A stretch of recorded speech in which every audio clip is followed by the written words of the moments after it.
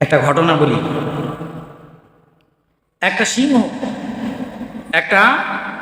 সিংহ একটা নেকড়ে আর একটা খরগোশ সারাদিন পরিশ্রম করে তিনটা শিকার করেছে। কয়টা? তিনটা শিকার করেছে। একটা বড় গরু, একটা হরিণ আর একটি খরগোশ, তিনজন মিলে তিনটা শিকার করেছে। চ্যানেলটি সাবস্ক্রাইব করে আমাদের সঙ্গেই থাকুন। ক্ষুধার্ত সারাদিন পরে এখন বন্টন হবে। শিকার করেছে কয়জন? তিনজন।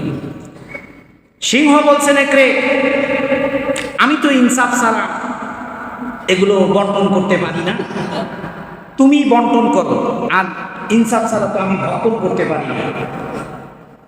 তো নেকড়ে বলেছে, রাজা সাহেব, এটা বন্টন করার এমন কি আছে?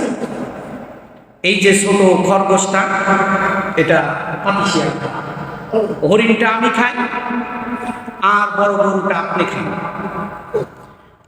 তখন বনের রাজা রেগে ভায়া এক থাপ্পড় দিছে। একটা থাপ্পড়ে নেকড়ের কল্লা ছুটে 50 হাত ফাঁকে গিয়ে পড়ছে।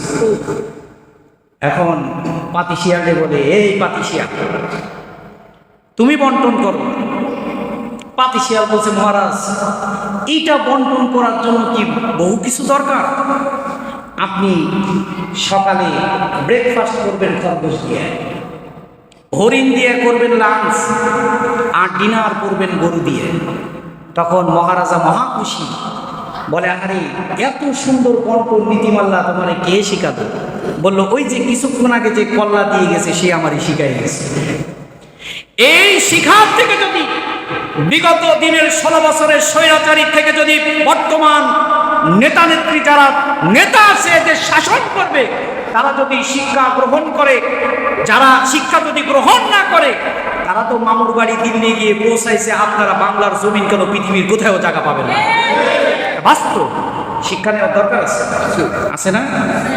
ইতিহাস থেকে শিক্ষা নেন। এখনো সাবধান, এই বাংলার জনগণের সেন্টিমিটার নিয়ে এটা খেলা যাবে না। জনগণ এখন চালাক, জনগণ এখন কি আর বোকা আছি আমরা? আমাদের মাথায় আর কাঁঠাল বুঝে খাওয়ার কোনো সুযোগ নাই। আগামীর দিন হবে কোরআনের, আগামীর দেশ হবে কোরআনের দেশ, ইনশাআল্লাহ। প্রিয় ভাইরা আমার, গত জমায় বলেছিলাম ধারাবাহিক কোরআনের একটা সূরা তাফসীর করব। বলেছিলাম সূরার নাম কি মনে আছে? কে বলতে পারবেন? সূরার নাম কি? সূরা নামাল। সূরা নামালের ধারাবাহিক আলোচনা করবো ইনশাআল্লাহ। আমরা কোরআন থেকে কিছু শেখার চেষ্টা করি। আল্লাহ রাব্বুল আলামিন পবিত্র কোরআনে কয়টি সূরা দিয়েছেন? 114টি। এই 114টি সূরার মধ্যে সূরাতুন নামাল 27 নম্বর সূরা। কত নম্বর সূরা? মনে রাখবেন, যেই সূরার তাফসীর হবে এই সূরার আদ্যপান্ত সব আমরা জানবো ইনশাআল্লাহ। এই সূরাটি কোরআনের কত নম্বর সূরা? 27 নম্বর সূরা। সূরাটি মাক্কি সূরা। মাক্কি সূরা কাকে বলে? না, এই প্রশ্নটা সবাই ভুল করেন, কিন্তু আমি তো আমার মসজিদের মুসল্লিদের অনেক আগে শিখিয়েছি যে মাক্কি সূরা কাকে বলে, মাদানী সূরা কাকে বলে। সরাসরি বলে যে মাক্কি সূরা মানে মদিনায় অবতীর্ণ হয়েছে। না, মাক্কি এবং মাদানী সূরা চেনার বৈশিষ্ট্য হচ্ছে রাসূলের হিজরত। রাসূলের কি?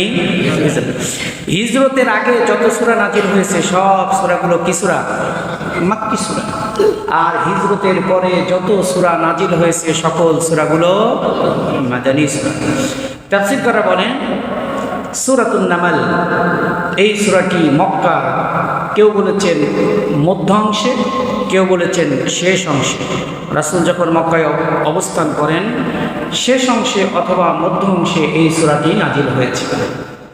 এই সূরাটির নামকরণ কি, কেন হলো, কিভাবে হলো? এই সূরার 19 নম্বর আয়াত আল্লাহ রাব্বুল আলামিন একটি শব্দ ব্যবহার করেছেন, সূরাটির নাম হলো আন-নামাল। সূরার নাম কি? ওই সূরাটির শব্দ ব্যবহার করেছেন আন-নামাল। ওই শব্দ থেকে শব্দটিকে চয়ন করে সূরাটির নাম রাখা হয়েছে সূরাতুন নামাল, যার অর্থ হলো পিপিলিকা। যার অর্থ কি? একটা পিঁপড়া নামে আল্লাহ সূরা নাযিল করলেন। কারণ কি? কারণ হলো পিঁপড়ার জীবনটা অত্যন্ত ডিসিপ্লিনময় জীবন। সুবহানাল্লাহ। আপনি কোন পিঁপড়াকে একাকী খুব কম সে যদি রাস্তা হারিয়ে না যায়, তার দল যদি সে হারিয়ে না যায়, তাহলে সে একাকী থাকে না। সুবহানাল্লাহ। যখন পিঁপড়া দেখবেন তার আহার সংগ্রহ করার জন্য বের হয়েছে, তারা দল ধরে বের হয় কিনা? যেতে যেতে দেখবেন তাদের রাস্তাটা চলতে চলতে একটা রাস্তা পরিণত হয়ে যায়, যে এই সাইড দিয়ে পিঁপড়া গিয়েছে। সুবহানাল্লাহ। এটা কে শিখিয়েছেন? জোরে বলেন, কে শিখিয়েছেন? ঐক্যবদ্ধ জীবন পিঁপড়া থেকে শিক্ষা নিতে বলেছেন আল্লাহ। দেখো, যখন আবার তারা ফিরে আসে, তখন সবাই আবার ঐক্যবদ্ধ হয়ে বাসায় ফিরে আসে। ডিসকভারি চ্যানেলে দেখবেন পিঁপড়াগুলো যখন একটি খাদ্য সংগ্রহ করতে গিয়ে একটি পিঁপড়া বহন করতে পারছে না, তখন সবাই মিলে সেটাকে বহন করে নিয়ে আসে। সুবহানাল্লাহ বলবেন না?